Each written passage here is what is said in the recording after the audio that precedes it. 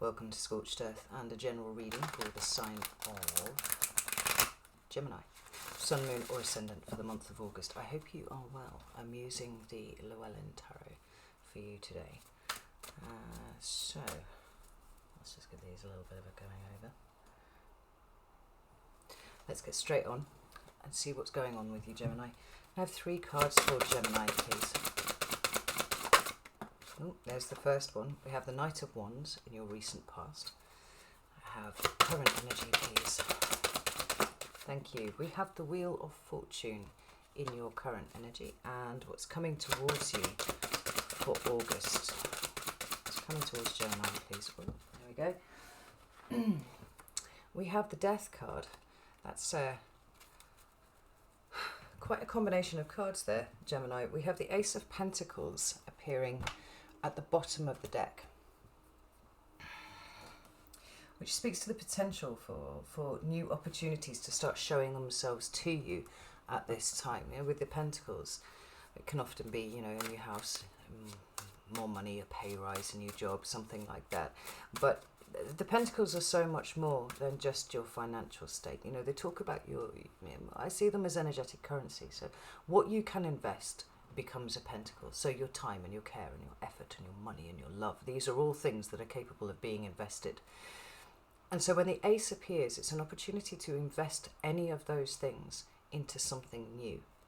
Now, when you combine that with the Knight of Wands, the Wheel of Fortune and the Death card appearing on the table, if things have been feeling a little staid to you recently, approaching stagnant, I think that you can expect that that is going to change quite dramatically over the month of August. Let me just get some clarifiers.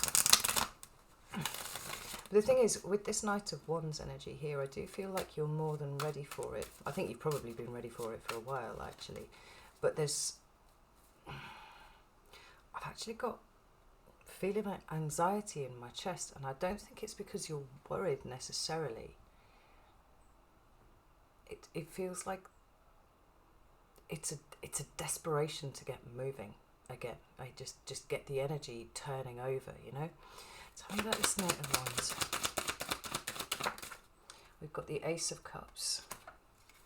We have the Knight of Wands, and we have the Page of Cups.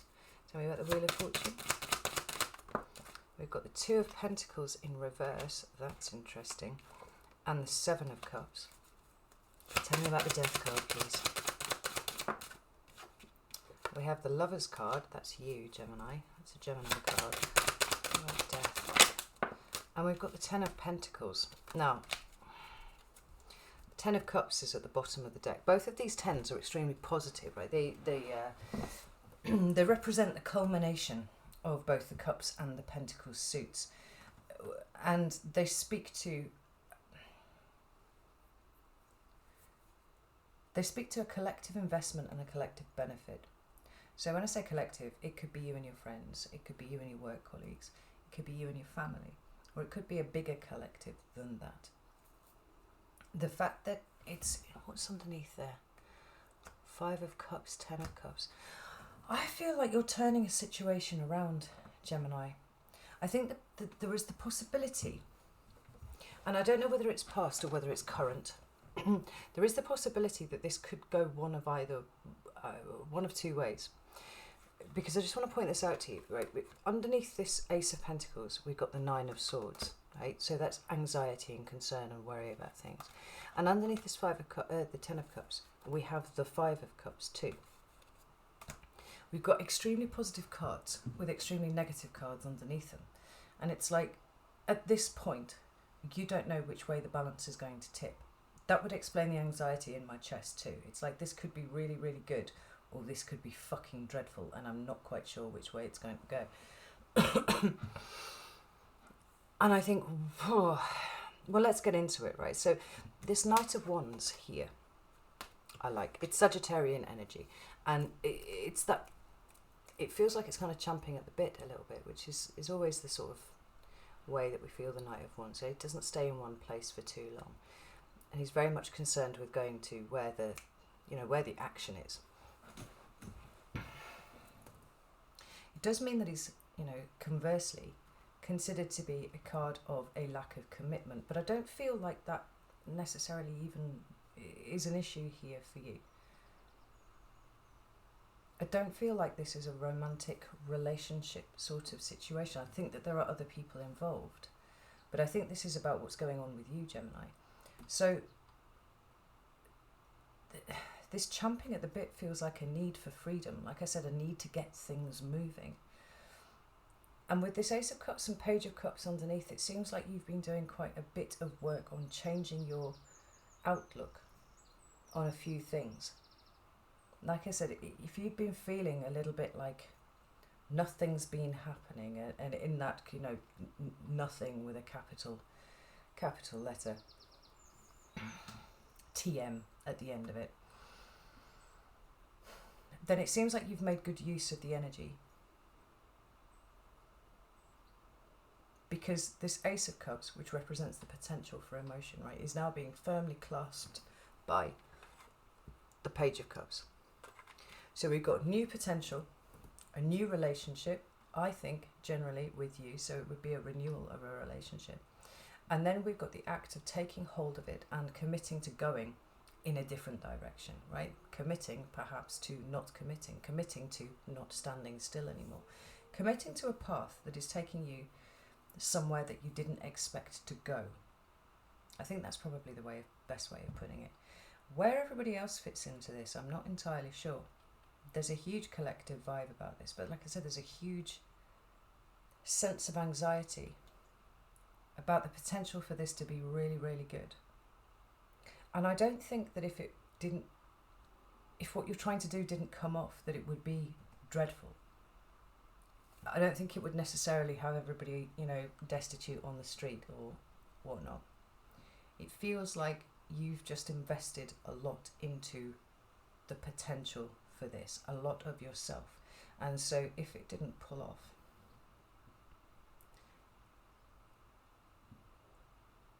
then it would be you that would be crushed by it. You'd get over it and you'd move on, and everybody else would get over it. But it feels like it's really important to you. It feels like it's really significant. And it seems like you've been doing a lot of adjusting of your own emotions in light of where it is that you want to go with something. Well, it might be a relationship for some of you. That's possible. But for others of you, I don't feel like it is. It's some sort of big shift, big change that you intend to bring in. And it's going to be different for each of you. But in your current energy, you've got the Wheel of Fortune there. Sagittarius card again, interestingly enough. But one that speaks of the wheel turning, and quite often where the Wheel of Fortune is concerned, that there are unexpected things that kind of come in sideways. There's a Deus Ex Machina kind of aspect to this. And it isn't feeling like it's necessarily positive for you, or at least it doesn't feel positive for you on the surface. I mean, maybe this is where this anxiety is coming from. Because the two cards that you have to clarify are the Two of Pentacles in reverse and the Seven of Cups. Now, the Two of Pentacles is a card of keeping on top of your shit, right? It's a relatively stable card, even though there's quite a bit of emotional hoo-ha going on in the background with all the sea moving around and the ships and whatnot. But for the most part, you appear to be keeping your shit together, right? There's the thing. The thing is, it's come up in the reverse for you. And so maybe the mask is slipping a little bit. Maybe it's becoming a little bit more difficult to hold your shit together than it was. Maybe other people are starting to notice it. Maybe your desire to keep these pentacles just moving like this, it is stunted. I think it's about the movement and about the lack of movement, because you do have the Ace of Pentacles in your shadow card there. And what do we need, right? We need to be able to take potential, pluck it from where it is, and do something with it, right? Well, that would naturally be the Two of Pentacles, except the Two of Pentacles is in reverse. This is a delay, this is a block, this is things not going as you planned, because the energy's kind of coming in sideways, and it feels like it's something that you haven't necessarily planned for, because you couldn't, because things aren't working out correctly. We've got the Seven of Cups there, which is speaking to that feeling of absolute disbelief and confusion, like, what the fuck am I supposed to do with this? Let me pull another card for this. Tell me about the Two of Cups and the Two of Pentacles. And the Seven of Cups, please. I'll see what you know about that. Right, we've got a ton of cards here. And they're all really positive.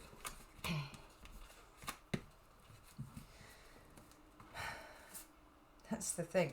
You see, you seem to me like you're stuck in this energy here with this Two of Swords. I don't know what to do. I don't know how to deal with this. I don't know how to proceed. I don't know which is the right choice for me to make. How can I do anything, right? Huge anxiety. Ace of Wands is sitting underneath that. There's something new budding here. You've got two aces already on the table, right? Ace of Pentacles, Ace of Wands. And underneath here, Four of Wands, the Lover's card. The Father of Cups, which is the King of Cups, and the Father of Wands, which is obviously the King of Wands. Oh, fucking hell. What's going on there, right? Put those up for you there.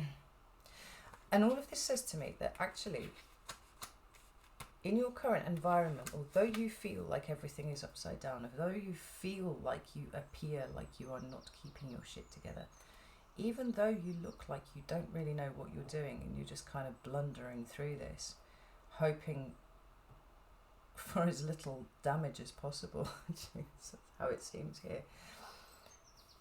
These incredibly strong, powerful cards underneath of, you know, emotional growth, emotional maturity, but also an ability to act. There's a decisiveness here. You know, the Four of Wands feels to me like it's your intention, right? We're creating a new foundation there. There's something that you're wanting to build.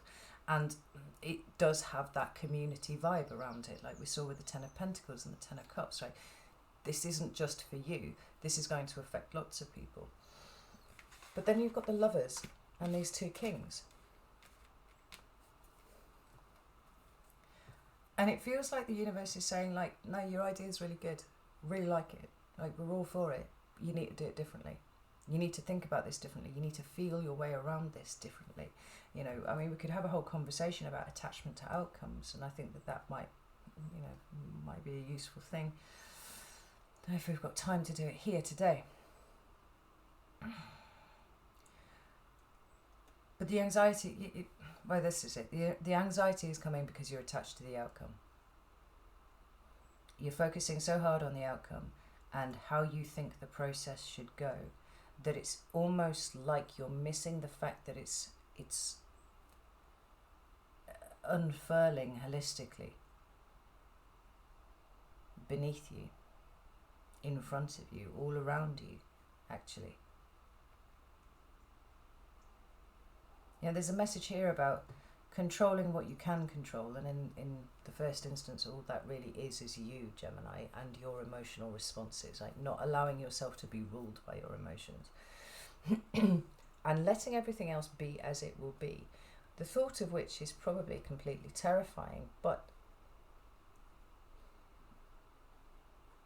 we've got Scorpio and Leo energy here, and you might be dealing with a Scorpio, you might be dealing with a Leo, you might be dealing with both.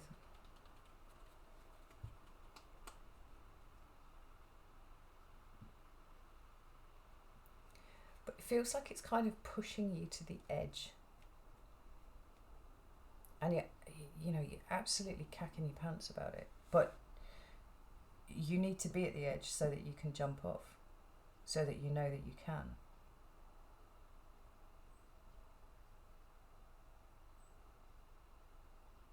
What's missing from everything on the table is any kind of sword, which I find interesting, because usually Gemini and that mental restlessness, like, you're pretty good at problem solving because you can kind of see around everything in 15 different angles, or think your way around something in 15 different angles, but there are no swords on the table. This is something very important to you emotionally.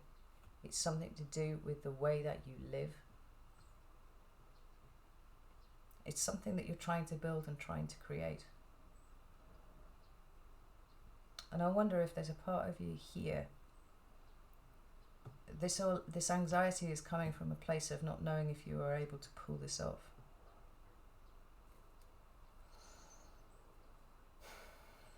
to it, then the Father of Cups and the Father of Wands are saying, like, yeah, like pull yourself up by your bootstraps. Look at this slightly differently. The answers are all here in front of you. You know, when we come into August, we've got this Death card, right? More Scorpio energy there. But it's an energy of transformation. No longer is it just that the wheel is turning and things are in motion and things potentially are in a state of flux. Here we have a state of transformation. So in August, this deadlock, whatever it is, this 50-50 could go either way, is going to resolve itself. And I feel like it's going to resolve itself very positively, because we have the Lovers and we have the Ten of Pentacles. Now, there are a million different ways of reading them, but you know, the two that really stand out to me are relationship based, where we see the Lovers as a union excuse me, a union of two people coming together and committing to each other. You know, Ten of Cups and the Ace of Pentacles, blended families possibly, or certainly two people getting together, maybe moving in together, something like that. But the other way of looking at this is just that when you lose the anxiety, when you lose the attachment to outcome, and you just let the energy flow, which, you know, as the Lovers card, like, that's what we're wanting it to do. We're wanting it to flow, and we're wanting to get hold of that and just roll with it wherever it goes. We're not trying to wrestle it into place. Then you skip straight from the Ace of Pentacles to the 10, with no need for the Nine of Swords and all the fear and anxiety that comes with that, and no need to feel like you've missed the boat somehow, or that you've been focusing on the wrong thing, or that that you have lost something, with that Five of Cups sitting underneath the Ten of Cups. Like, this is all tremendously positive, Gemini. It might not be moving as fast as you would have liked up until this point, but it is now moving. And it's almost asking you to kind of just step back and allow it to happen in the way that it's trying to, in a way that would be right for you, rather than the way that you're trying to force it in. Thank you. What do we have here? Oh. Ten of Pentacles. Again, I have the Six of Swords, and I feel like that one came out first. Tell me about the Six of Swords, please. Two of Wands. And the Hierophant. Like, beware of trying to railroad here what you want onto a situation, because it isn't necessarily right for you. Like, all of the ingredients are here, and they're all coming out. They're all coming into a state of manifestation, but they're going to come out the way that they come out. It's almost like you don't really have any effect on this situation now. Like, you need to let it happen. You know, the Ten of Pentacles is a card of commitment. It can also talk about business and things like that. You know, see you going into business with someone, perhaps somebody coming and helping you revise your business. You've got to take it as it resonates to you. But the thing that you're supposed to be leaving behind at this point is the need to absolutely ram your intention into an end result. It's about the journey. It's not about the end destination. But the end destination is going to be something that you like anyway. And in the meantime, the only thing that you can really do is step back, stop interfering with it, because it does feel like your energy is interfering with it a little bit. Or if not interfering with it exactly, it's making you fraught where you don't need to be. And start looking at what the Two of Pentacles and the Seven of Pentacles instead, what they've been throwing up for you. Like, there's an opportunity to kind of dive deep into yourself here, Gemini. Well, what you have wanted, or certainly the nature of what it is that you've been trying to manifest, starts to create, right? Starts to establish itself. But I wonder if there's the possibility for a little bit of self-sabotage here, because you want this thing so much.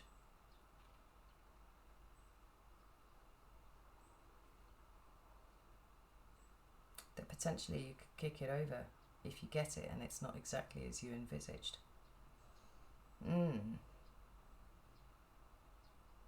There's a lot of really stubborn energy here, Gemini, and I don't feel like you're meaning to be stubborn, but it is feeling quite stubborn, like stubbornly anxious. Right? The message is really just to relax, look at your triggers, take a deep breath, and then another one, and another one, and just let it play out. Because I think if you lose your attachment to a very specific outcome, you might be pleasantly surprised by how much better it is than what you thought. Whew, how interesting. Right, I'm going to leave it there. I am going over to Vimeo now to do an extended, and we will be looking specifically at August and these 10 of Pentacles and Death and Lovers cards cropping up everywhere. So if you'd like to join me over there, the link is in the description box.